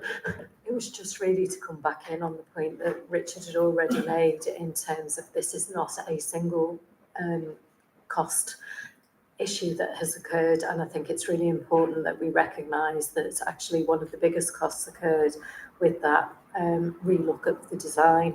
So having gone from the original scope, taking into account Sport England's objectives, which was upheld, the build went from a 2-storey build to a 3-storey build, which generated a significant increase in terms of the costings for it. I just wanted to come in earlier in terms of Councillor Ennis, one of your questions as well, in terms of what this looks like. I think in terms of Sarah's response and some of the things that you've heard previously and have been reiterated tonight, the level of complexity, the level of horizon scanning, the level of formulaic response that goes into trying to understand birth rates, developments, pupil yield, it is a really complex thing. So I think it's really important that we do recognise that it is not a precise science, but people work incredibly hard on an annual basis. So I guess the key point I would want to make is I don't think our expansions are piecemeal. I think they are very systematic and look at all of the range of places that are available that take into account a number of significant factors, data sources, to help work out the best places and the best way to continue to meet our sufficiency needs. Thank you. Councillor Evans, you wanted to come back with a final question? Well, it related to the question that's not been answered. When do we need to deliver the 380 by? So we need, ideally, we would have wanted to have these places delivered by 2025, which is what the expectation was when we started the project. We know that the pupil forecasts for the next 2 years are going to remain constant, and that's why we're in conversations with North Kestrels to see if we would be able to deliver places early there. And we know we've already secured the places at Sale High School to be delivered from 2025 onwards. So those two other options will contribute to creating those extra places for the next couple of years. So, so the third question is based around perhaps the North Cestarian option, but all options, given we've had a 2.5-year process that we've just aborted, understandably, because it's tripled in price, I get that. But we're going to be short in September. Clearly, on your own figures, we're going to be massively short. And to say X number got the top 3, Y number got the top 5, it's just top 3, top 5. I mean, by the time you get to your 5th school, you're really trying to think what the school name is. It is wholly unacceptable. So we potentially might be 300 short this September. Your own formula for Thorley Glade means that the Timperley Wedge should deliver 325 secondary school people. We're already going to be 300 short. We are so close to desperately needing a new school, not to mention what's coming on Carrington Moss. The Magistrates Court, there's another 12 places on the Magistrates Court. You just need to argue, we need a new school, there's absolutely no doubt. So when can we deliver the 380 by, and how many people are going to be disappointed in September? Right, I will let Sarah answer that, but I'd like Karen to come in here now to talk about the years that we have tried lobbying for a new school, because I really do need to put this to bed. It's not going to happen, but I'd rather you heard it from Karen. Thanks, Councillor Carter. I think what's important to note is that we regularly have place planning meetings with DFE. We have done for years, and the whole purpose of those meetings to absolutely look at the data, look at what the forecasting position is, what is being offered currently, and equally then focus on what basic need funding we're going to get, because we need enough basic need funding to be able to build a new school. Previously it was around £25 million, I think. And then you need the site to build it on as well. And at the moment, because we can meet our sufficiency duty and we're able to provide enough school places for all children in the borough, then the DFE do not see a remit for us to need a new school. We accept that certainly residents in the south of the borough and families are struggling to achieve a place that is in a more local school. But from the DFE's perspective, it's definitely the fact we can meet our statutory duties as it stands at the moment. I think previously as well, the DFE made it really clear that it has to be an academy as well. It's not something that the local authority can just do. It would have to be an academy, it would have to be a free school. It's not something the local authority can set up. Now, I know there's been changes around the flexibility around what that might look like going forward. But the DFE are really clear in their sufficiency place planning framework as well, that local authorities are required to react and respond according to the data that comes through. And at the moment, there are not enough surplus places as it stands to create a new school. As Sarah said, we're in that position of trying to balance out the volume of places delivered by housing developments and then the drop in birth rate and what that looks like over time. But that is the position that the DFE has made clear. Thank you. I'll go to Jill. Just if I can come in on the back of what Karen said, in terms of the conversations that we have had with DFE and what they publish in terms of guidance, we would need to have between 600 and 1,000 pupils that did not have a place in order for them to consider us to need to require a school being built. And we're not in that ballpark at the moment by any stretch of the imagination. And as Councillor Carter said, that we have been able to consistently meet our sufficiency. Our sufficiency has not necessarily matched where everybody would want their child to go to school. We have had numerous conversations with DFE, but as you can see from those numbers, we're not in that kind of space that they would recognise the need for a new school, and we have lobbied on that point. Okay, I'm just going to take final 3 people that have indicated. So that's Councillor Butt, Councillor Frass and Councillor Eckersley. Sarah's still got something, a follow-up for something that Nathan said, but I think I just want to reiterate at this point as well, to see political leaflets where people are promising new schools yet again is massively unhelpful, and it's not fair to those people who live in that area Up until this year, the councillor I've had most dealings with is Councillor Holden, because where he, on this matter, haven't we? Because you live in an area that's not served by any obvious high school. This year, that area has broadened out, so I've had more engagement. But I just feel we need to be honest with residents, and telling them an ex-councillor is able to deliver a new school is unfair. And I just want to say that. Back to Sarah for the...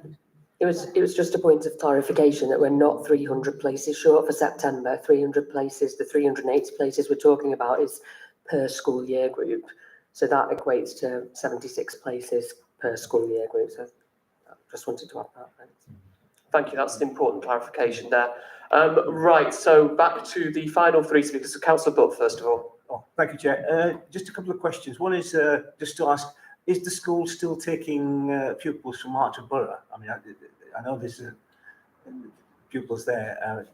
How many could that be? And the other one is, you know, it's in the report about the Sport England, which sort of put caution on things. I'm just wondering, was there an appeal made? Because I mean, the fields are quite enormous, right? And if it was taking like a small adjacent part from that, could you have appealed against it on special, you know, exceptional circumstances for a small portion of that? Thank you, Councillor Butt. I can see that. I think Karen is looking to come in. Yeah, thank you. And perhaps Sarah might want to add a little bit. In terms of Outer Borough, what we're finding with all of our schools now is that, you know, the catchment area of the schools are really quite squeezed now. So certainly Altrincham College may previously have benefited from Manchester residents. That isn't necessarily the case anymore. So actually it's principally Trafford residents, other than obviously if there are children who are, you know, particularly disadvantaged or vulnerable, then obviously their admissions criteria would apply and obviously there will be priority there. But as it stands at the moment, we are in a position where, you know, Trafford school places are for Trafford children. In our high schools. Okay, Councillor Eckersley. Thank you, Leader. Mine's a fairly brief one. We mentioned low birth rates and the formulaic response to things and working out the future and whatnot, but I just wanted to really explore whether just relying, I know we're not relying solely on low birth rates, but it's forming part of the argument to not require such urgency with secondary school places. How does the council record and plan for inward migration, such as the Hong Kongers that have come in and people from outside the borough coming in to take advantage of the schools, you know, not just the grammar schools, but council secondary schools as well, particularly in the south of the borough? Thank you. Thank you. And as I say, I'll bring Sarah in because she's the data woman and I'm sure she'll have some of the information. We absolutely do. We do use trends and we use data sets from inbound migration. It's been an interesting one actually, because the other one we've been monitoring is the impact on the independent sector as well, and whether that's impacted. So we also look at how many more young people, for example, have moved in to sit the entrance exam, etc., to get into the grammar schools.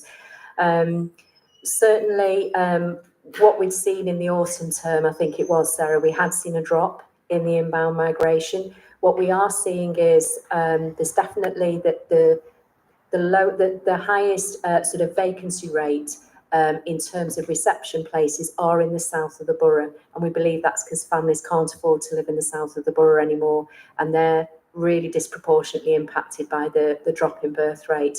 They've got the highest vacancy rate currently. What we have seen though, spring towards summer, is the inbound migration has bounced back slightly. It's still a lot lower than it was, certainly prior to 2021, 2022, but it is certainly part of our forecasting. Sarah, do you want to add anything more on that? No, I think you've covered everything there, Karen. Thank you. So a final question from Councillor Frass. Thank you, Chair. Just wonder what the executive's view is on something that I mentioned briefly at last week's meeting. I think we may indeed have those places in the north of the borough, but it's really difficult for families in the Altrincham area. If you've got one child in a local school and then an older child is given a placement much further away, you know, you've got needing to get a bus, then a tram, then another bus. that's a big ask for a child starting a secondary school, and it worries parents. Another worry is you're putting children on that placement, what they call it the multimodal transport. That can and has been overturned on appeal. So are we really meeting sufficiency if they then get overturned in that way? Thank you. When we allocate school places, it has to be done in line with the published oversubscription criteria, and there is no option for us to deviate from that process. Whereas when an independent appeal panel hears, a case, they're able to consider the individual circumstances of the family in a way that the original allocation process cannot by law. I think that probably covers the appeal point that you asked. I think sibling priority is still a feature in all of the oversubscription criteria in our schools. And so those families are likely to achieve a place if they have a sibling in the same school. He's asking about that we're asking children to go on bus and a train and a tram and then play.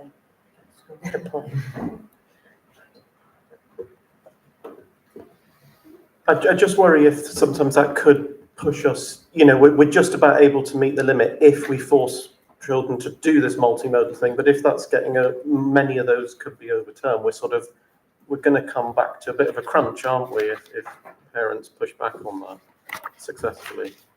We're still not really meeting the sufficiency, are we? That's the worry. I think I would say we are meeting our sufficiency as per what is the DFE would require us to do, as Sarah said, as per the admissions code. I think the one thing that we've really tried to do is provide robust advice to families upon applying for schools. I mean, it was interesting that in the Altrincham area, of those families who didn't get a place of their choice, none of them followed the advice that were given, and had they would have achieved a place. So I think, it's really important that we continue to make sure we advise parents strongly, particularly when they're putting their choices in due to the pressure.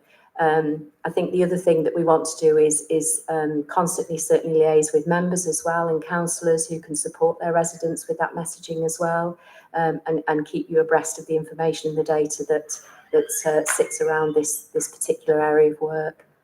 Okay, thank you. I am going to draw this item to a close, but I think I can safely say there has been extensive discussion and questions and answers over the course of the last 20 minutes or so. I think it's clear from this, we understand the complexities of forecasting school places, all the different things that we need to consider.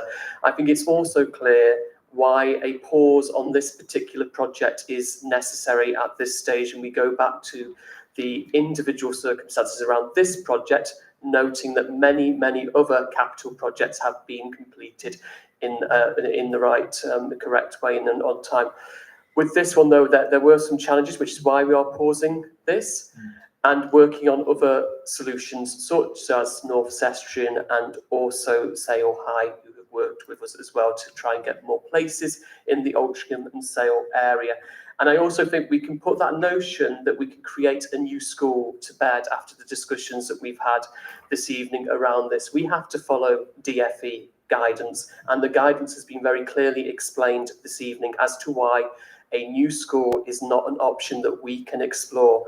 We will continue to have that dialogue with the DFE around the needs of Trafford children, because we all know it's really important that children access the best possible schools, and we want to continue working in that vein. And I just say thank you to Karen and to Sarah for their contributions to this evening, and for the work that they do endlessly behind the scenes in what is an incredibly difficult area. So thank you both for your time.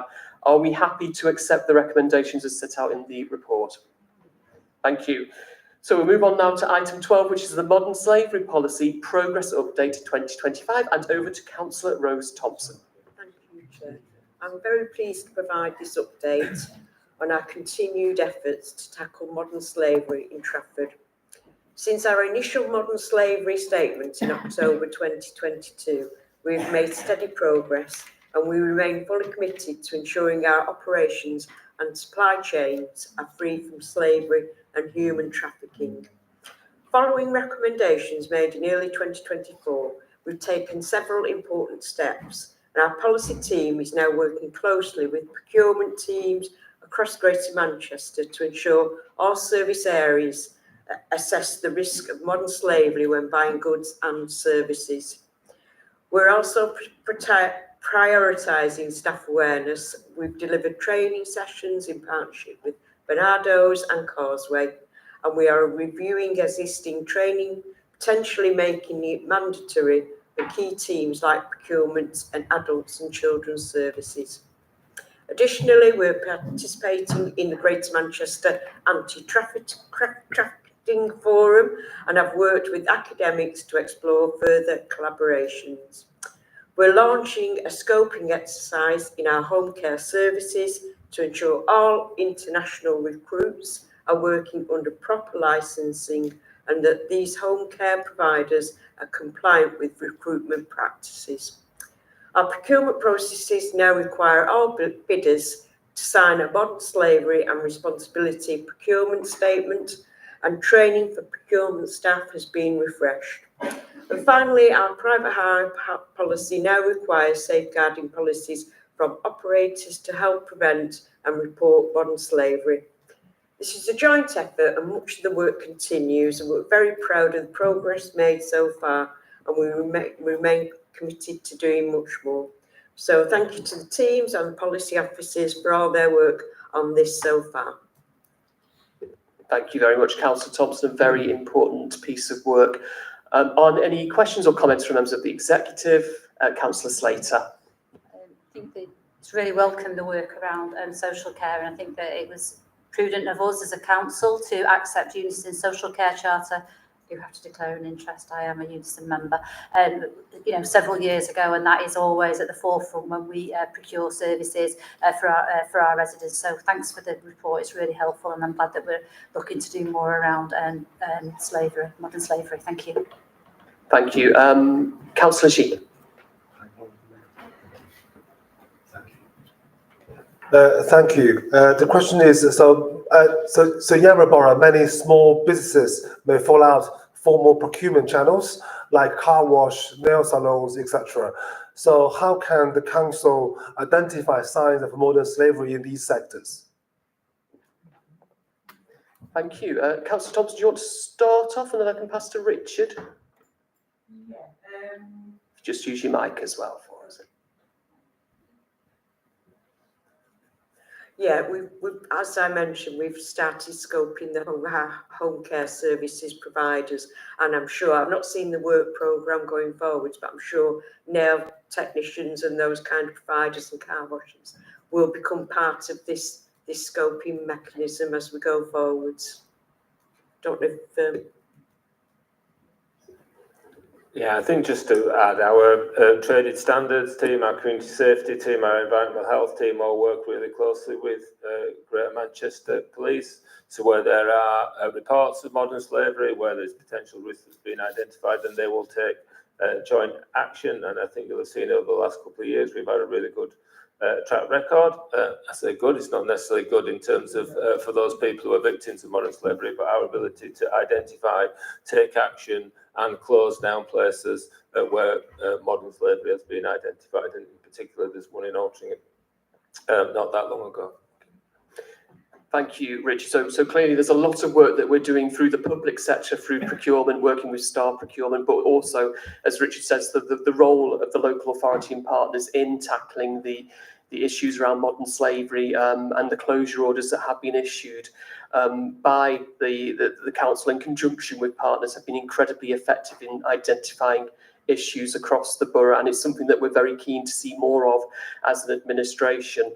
Are there any other questions, comments? No. Well, I think this is an incredibly important piece of work. It goes back to what we talked about at the start of this meeting about vulnerable people, people that are either victims of or survivors of modern slavery. It is something that's prevalent across so many parts of not just this borough, but further afield. And it does need us all to be vigilant in our roles in the community to spotting the signs of modern slavery. I'm sure it is something that we will return to in future months and years, but I'd just like to thank all our officers involved in identifying and tackling and addressing modern slavery, whether it be looking at our own supply chains or also looking at how it could be impacting different pockets of the borough. So thank you very much, Councillor Thompson. Are we happy to note and the content made? So note the content and process to date, and also note the actions that are outstanding. Thank you very much. So now we move to item 13, which is the in-house care home provision, Our Place premises in Sale. This is a part 1 report. We'll go into part 2 later on in the meeting, but in the first instance, I'll pass over to Councillor Liz Patel. Thank you. This is an overview report of our position in relation to Our Place. As Councillor Ross has just mentioned, there is a substantive part 2. At the height of the COVID pandemic in 2020, Trafford Council purchased 2 operational care homes, Cara and Linwood, renamed as Our Place and Merry House. These properties came onto the market together as a package after the death of the care home owner. They were occupied with residents when they were put up for sale. At the time, due to social mixing restrictions around the pandemic, it meant that our usual due diligence around building surveys could not be undertaken internally, noting that the 2 care homes were fully accredited by the CQC at the time of purchase. If you can cast your mind back to 2020, you will remember at this time, care homes and the council were operating under extremely challenging circumstances. The decision to purchase these homes was based on a number of factors. The risks posed to the existing residents already receiving care at the home. With other care homes in lockdown, there was potential for them to be placed in less suitable accommodation. There was a need to protect capacity in the care market in Trafford at this time, and it was indeed intended that these homes would provide in the longer term a significant contribution to Trafford's care offer, with plans for specialist dementia care nursing and discharge to assess beds. Indeed, for the remainder of the pandemic, Our Place provided a setting for those discharged from hospital when other care homes had locked down. Once full access could be made to the buildings, it was deemed Merry House was too costly to refurbish to a suitable care home standard, and as a result, residents were transferred to Our Place and Merry House was put on the market. We've reported previously to exec on that sale. Subsequently, over time, further survey and planning work to Our Place shows that the age, layout and the building provided limited opportunities to undertake improvements to a level that meant that the building could be better and fully utilised. This has led to a restriction of occupancy numbers and the implications for the cost of care of the premises. Strategically, the position in respect of demand and availability of care home facilities in the borough has vastly changed since the acquisition of these properties. Trafford has experienced a significant growth in the availability of residential and nursing beds since 2020. Further, there has been a policy shift to refocus and prioritise the provision of care at home, and we now have a surplus of beds to requirements. This is therefore an opportune time to review the council's in-house care provision at Our Place, and this review is more clearly set out in part 2, where we consider the necessary steps to secure best support and care needs for the residents currently in the care home and best value for the council. Thank you. Thank you, Councillor Patel. Are there any questions or comments from the executive? Councillor Slater.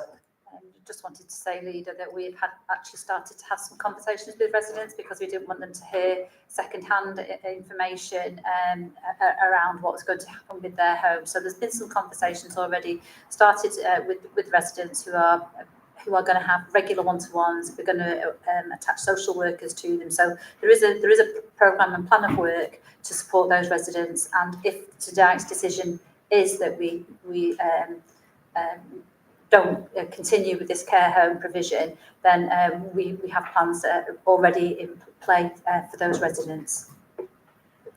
Thank you very much, Councillor Slater. That was a really important contribution there.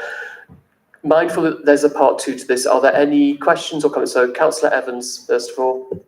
Thank you, Chair. I'll be quite guarded because I'm conscious there is a part 2. This has been catastrophic. There's no doubt about it. Just to clarify for Councillor Patel, when we purchased these, We were not in lockdown at all. It was a week before lockdown. So we could have done some due diligence, I believe, and we just didn't because we were so keen to get into this market. I remember the conversations at the time. Lockdown was the 23rd of March. This was the exec meeting before, because I said, we're going into lockdown in a week. Please leave it. They'll go down next week. But no, we needed to do it. So we weren't in lockdown. I'd like to know, because they're interlinked. So Linwood, how much did we spend of grant money on Linwood for refurbishment before we boarded it up? I believe it to be in the hundreds of thousands, but I've never been told that, despite asking that in these meetings before. And then I asked what the average cost of care had gone up to since we embarked on this disaster in this meeting, and was simply fobbed off by the officer. Now I see those figures in the part 2. I totally understand why I was fobbed off. That is unacceptable to be fobbed off. So going back to how much money we refurbished Linwood for, could I have that in an open meeting? Maybe not today, but I think that needs to be out there. It's outrageous. Forgive me, Linwood is Mary House. Yeah. I think that information has been made public, if not in a part 2, but yes, certainly we can get that for you. There was a grant spent on window replacement, I believe. And as you said, the cost of care challenge there is significantly part of part 2. The arguing about the lockdown dates, officers, these things take time, and I've been, we've been advised that purchase did happen in lockdown. You have been clear in your position. And as opposition, that's fine. We are in administration and have a different responsibility. I've set out quite clearly the reasons why we did purchase that home, including really the priority that these had gone on the market with residents in them during the beginnings of the COVID pandemic.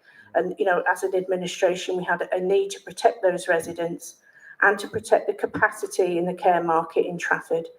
I take the point that you as opposition may have made a different decision. Thank you for bringing it back to the very human need at that point, Liz, around what the actions that we took back then in 2020. Any other questions? So I think we had Councillor Ennis. Thank you, Chair. One of the main drivers in acquiring these facilities in the first place was to keep costs down and to try to avoid paying for replacement. So what provision will be in place in the future in the event that care in the home isn't viable, and preferably provisions that don't involve costly out-of-borough replacements hammering our budgets all over again?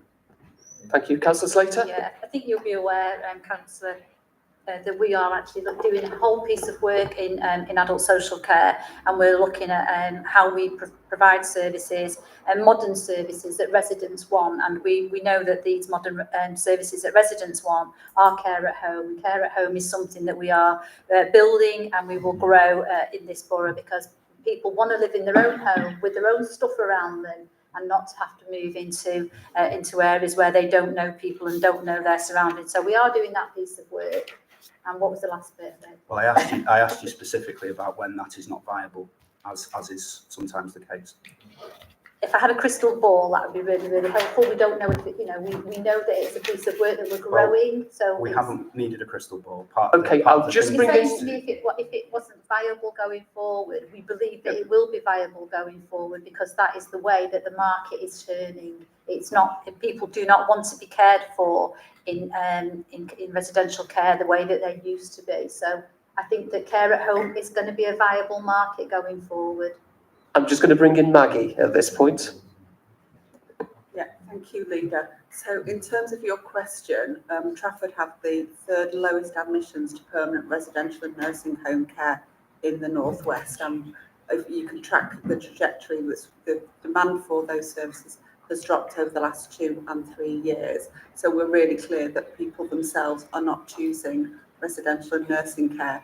Should there be an uptick in people requiring those services, we have between 80 and 100 empty beds in the borough at any one time. So there would be enough capacity to meet those needs. Thank you. And Councillor Spencer. Thank you. So my question is about where the decision fell about not following the normal process. I presume it was access into the buildings by presumably council staff who would normally undertake that. Was that decision made by the council not to allow those staff members into the care home setting to do what they would normally do? Or was that a decision that was made by the care home to protect the residents? I think it was a decision made by national lockdown rules that, the normal viewing of property before you purchased it, it wasn't allowed, it wasn't permitted, it wasn't the council making its own decisions about risks to staff. To enter a care home setting during the beginning of lockdown wasn't permitted. You would remember that families weren't allowed into care home settings. But this was before that though, wasn't it? Yes, yes. Yeah, that's what No. Could we get some clarity on the dates at some point? 'Cause I think that would be helpful for everybody, because it does seem like there's a bit of a, and that would probably clear quite a few sometimes things executive up. decisions to purchase properties, these processes take several weeks. And if you said it was a week before lockdown, then that doesn't leave much scope, does it, in terms of timescales? The buildings, both the care homes at the time had a very good CQC rating. A review of the papers and documentation around the building wouldn't have suggested what we've actually found out when we got into the properties. Thank you, Councillor Patel. And yeah, all due diligence did take place during lockdown. The decision was taken, as Councillor Evans said, the decision was taken just before lockdown, and we could see, that once that had happened, the restrictions came in, and so due diligence we went through restrictions. We all remember just over 5 years ago. Richard, I don't know if you want to say anything more around this process, or you feel it's been sufficiently covered. No, I think that covers it, Leader. Thank you. So, conscious this is going to be part 2, I'm going to defer the decisions into part 2. What I would say before we move off this item, though, is that this is a meeting of the executive. It's the executive's decisions that are taken. We, of course, welcome questions and probing from other members, because that's all part of democracy and the way that we function. However, what I will not accept is language such as officers fobbing people off. I don't think that's appropriate. By all means, raise concerns outside of the meeting, but to come into the executive meeting and accuse officers of fobbing you off, I don't think it's appropriate. So in future, I'd ask you to moderate your language. We're moving on now to item 14, which is the Corporate Peer Challenge Action Plan, which I will introduce. So let me just bring my notes up. So members will be aware that the Local Government Association Corporate Peer Challenge took place from the 28th to the 31st of January 2025. The reviews take place at least once every 5 years for local authorities and provide robust, strategic and credible challenge and support. As part of the process, a detailed self-assessment, position statement, is prepared, as well as the submission of evidence against 5 key themes. And these were local priorities and outcomes, organisational and place leadership, governance and culture, financial planning and management, and capacity for improvement. Colleagues may remember the CPC peer review team was led by Councillor Chris Reid, who's the leader of Rotherham Metropolitan Borough Council, and Kath O'Dwyer, who was at that point the Chief Executive of St Helens Borough Council.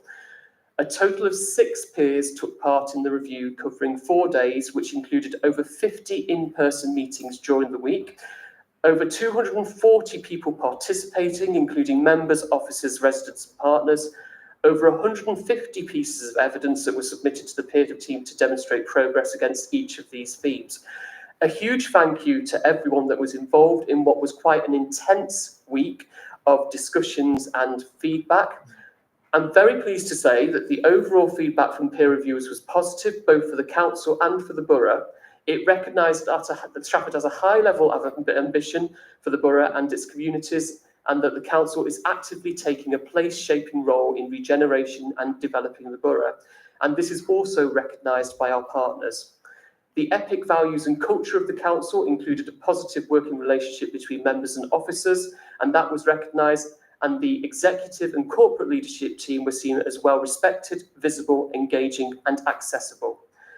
Our partners reported positive relationships and that they want to continue to build on.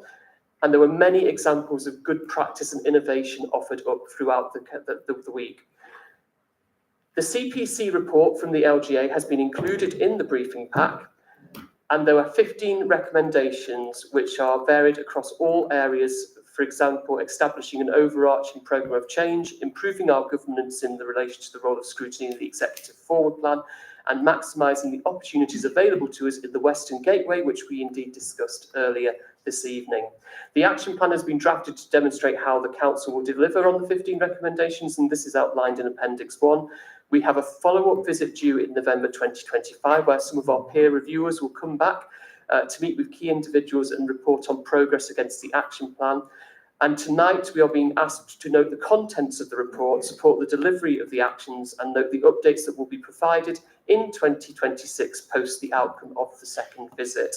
So I think we've had a lot of talk recently of external people coming in to look at councils, and I think this is something that we've had 2 incidents of in the last year in Trafford. We had the SIPFA review, which I know is going to a council audit shortly, and we also had the corporate peer challenge, which was really in-depth, intense few days. I am absolutely delighted with the feedback that we received from the corporate peer challenge, the feedback that we received across our directorates, the feedback that we received across the members, including the executive as well, the vision that we have as a council, and how we can help deliver the aims and values that we work so closely on every single day. So I'd just like to thank everyone again for their participation in that.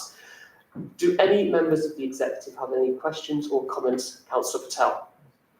Thank you, Leader. Just to echo that, it was a really robust process that we went through. And in the age of political parties claiming that local government is wasteful and not leading on people's priorities, both the SIPFA review and the corporate peer challenge are a useful, independent, external review of our work here at Trafford. Interesting, I don't think we would have seen, or we didn't see, this level of discussion around our last inspection, which was carried out in the last years of the previous administration. Thank you, Councillor Patel. Are there any further? Councillor Devlin. I suppose it's just an opportunity for us to again highlight some of the really positive work that's happening. You mentioned that it was a positive report, and I think it's worth highlighting 3 key areas. It's highlighted that we've got a positive organisational culture, so I think that means that we're treating people well. It's highlighted that we've got a consistent leadership from an officer and a membership perspective. And again, I think it's really important for us to highlight that, considering some of the conversation and discussion we've had tonight around school places. I think the leadership that's been demonstrated there has been excellent. And I think that we've got positive relationships with our partners. And if we're going to change and grow in Trafford for the future, it's going to be around that positive relationship. So whilst I welcome the action plan, I think we've got a lot that we can be celebrating now and build on that. Thank you very much, Councillor Devlin. I completely agree with that. It was a really good to be in that feedback session initially, and then to see the final report matching many of the strengths that we have as an authority, which are largely thanks to the officers that work across the borough. Councillor Ennis. Thank you, Chair, and obviously welcome the report more broadly, and the DEM members engaged constructively with the peer challenge. I note the peer challenge team came to the view that any further use of reserves would simply not be sustainable. That's a quote from the report itself. How confident are you that we will reach budget setting for 26-27 without another significant drawdown of reserves? Thank you. Well, that was also a conclusion that the executive came to prior to the corporate peer challenge report. We know that our reserves are historically low. We have used a prudent amount of reserves over the last few years, which was all within the comfort zone of our Director of Finance, Graham Bentley. So as we look ahead to the budget planning for this following year, we'll be certainly looking at what we can do to balance the budget, and of course we would not be using any more reserves than are deemed prudent. So yeah, that will be another discussion as we head in further into the municipal year. Okay, with that, are we happy to note the report and the action plan? Thank you very much.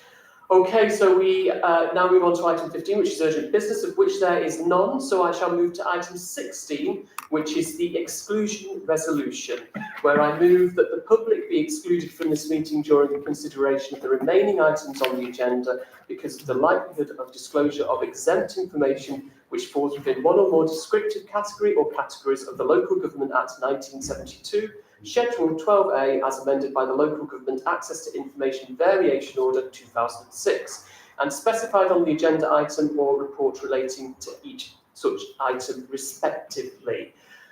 Okay, have we cut the transmission?